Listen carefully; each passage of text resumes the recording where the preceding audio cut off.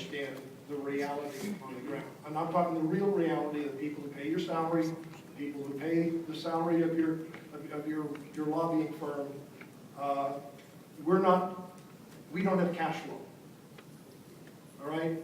Round one pricing, I mean, the reason we're having this discussion is because the experts like Dr. Katzman have come in and have identified a program that is clearly and thoroughly flawed, that encourages lowball bidding, that has set in place unsustainable bid rates.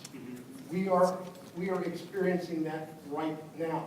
We are laying employees off. We're selling companies off. We have companies going out of business. We are in crisis. We can't sustain that for another year and a half or 2 years. We can't do it. We need our advocates in Washington to represent our industry on the Hill and take this fight. I mean, there's a compromise. I'll be happy to talk about the compromise if you want to, but we cannot continue at round one pricing. And that's a killer.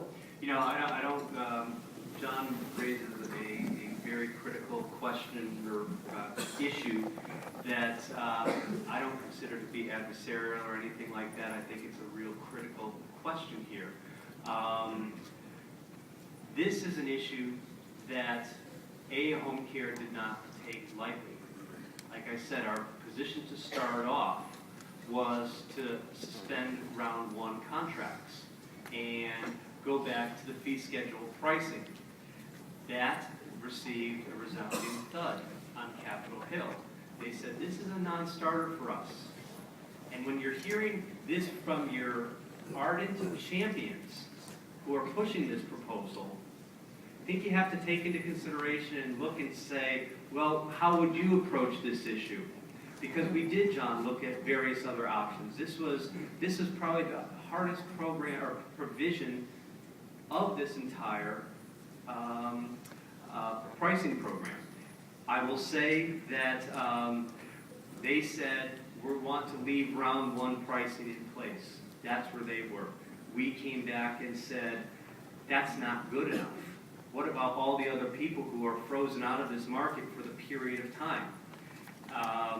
And so we came back and said, well, here is an alternative. The other key facet that we heard from our champions is that moving to anything aside from just allowing qualified providers to furnish items at the round one competitive bid rates is considered new policy, and they were just not equipped to handle that move to the pricing and just arbitrarily adjust the prices to the clearing price.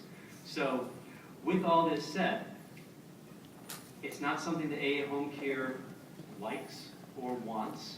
I think things are going to change as this program moves forward. You have to look at what your champions are telling you on Capitol Hill, and you have to make a determination.